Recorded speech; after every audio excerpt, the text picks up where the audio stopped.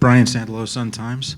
Ezra, just how do you guys kind of combine the two sides? Like, last couple weeks, the attack was really good, but the defense, wasn't all that great. Tonight, the defense was a bit more sturdy, but the attack didn't click. So how do you combine both of those to make more of a complete team and a complete performance? Well, sometimes, it depends on the opponent that you're playing and how they're playing also. They had a really good game plan. They came in and they were just going to kick long. That's not how we like to play. And we did what we had to keep them off the board. But it's difficult, when it's so many long balls, so many balls over the top, to get in the flow of our game where we can be cleaner offensively. So it's part because of how they play. They came in with a plan and they stuck to it, and it made it difficult for us to get on the ball and play the way we want to play. So, but the thing with this game is that we want to win our home games, but this is not like the Cincy game. This is a game where we had to roll up and fight and adjust to the way that they're playing. And I thought the guys did well and put ourselves in a really, really good position to steal at the end. Kai's going to hit that header 9 out of 10 times, but the thing is, he put himself in position to be on the end of that cross, and he put it on frame. Keeper came up with a good save. I think it was more the ball hitting the keeper than him saving it, but at the end of the day, we stuck to, what we wanted to do, and we just didn't get the goals tonight, but thing is, we did not lose this game tonight, and it's not a game where we were leading and then gave up goals. So overall, the attitude is better. But we just got to pick up full points at home. And that's, we have 2 coming up at home before we go on the road again. And it's one game at a time. Minnesota's going to be on a high because they knocked off St. Louis tonight. So it's going to be another battle, and we just got to be prepared.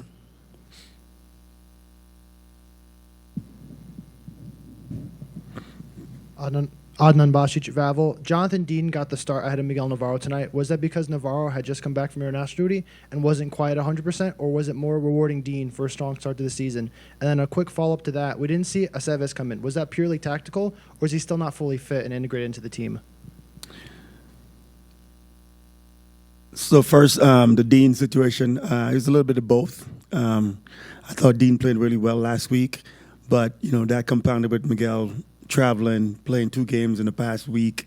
We didn't really want to risk and put him back out there.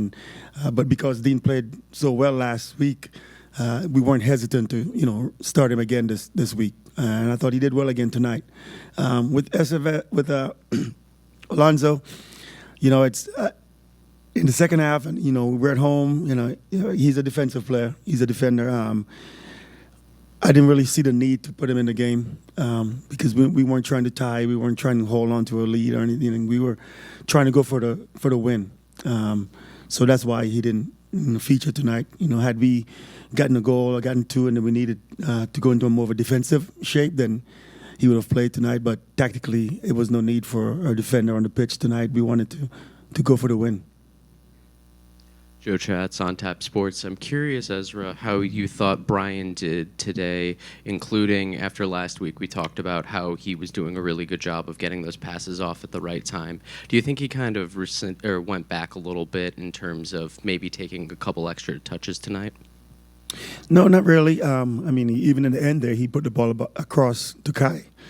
For a midfielder or a guy who wants to be on the ball, when the ball spends so much time in the air, it's kind of difficult too. And for us as a team, so he can't get on the ball, and we can't play the way we want to play, which is more of a possession, ball on the ground type of game. So it's difficult for him to really, showcase his talents in these type of games. But I thought, he battled when he had to. He won some headers when he had to. When we get into these type of games, we just have to know that, maybe we're not going to be able to play the way we like to play today, but we're going to make sure that how they're playing, we don't succumb to their style and lose the game, especially at home. And I thought that was good by the team, but Guti just didn't get on the ball as much as we would like him to because of the nature of the game tonight. Hi, Coach. José Gudiño, Conexión Deportiva. Coach, for the first time in the season, you were able to have the same lineup last week. Unfortunately, you didn't get the win, but as you said, the team didn't lose. After what you saw tonight, do you see any changes for next week? Maybe to have the same thing.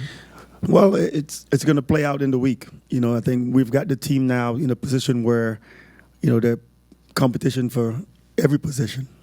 So that's good to have as a coach, as a staff. This is what we've wanted. And we'll get some guys back from injury next week, hopefully. So that makes it even more competitive of a squad.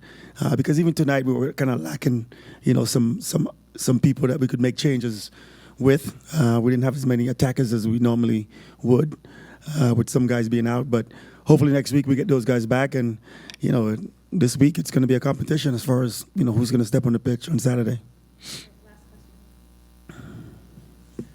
Hi, John Corolla with Men in Red 97. You didn't use all of your subs this week. It's something that we've seen quite a few times with your time with the Fire. Is there any reason for that? Well, tonight especially, it was based on what the game was calling for, And if you look on the bench, we have Casas, we have Wyatt Olmsberg, we have Alonso, we have Kendall Burks, all defensive players, and we weren't looking to hold on to a lead or anything like that tonight, so there was really no need to feature that. Misa was still on the bench, the lone attacker we had there. That could have been a possibility, but we thought Kai was doing well, and going to a 2 forward was not something that we kind of wanted to do tonight. And we almost got the victory. We're just staying with the 1 forward, but it was mainly tactical tonight. No need with so many defenders on the bench due to injury or due to guys not being available. There was no need to use the rest of the subs.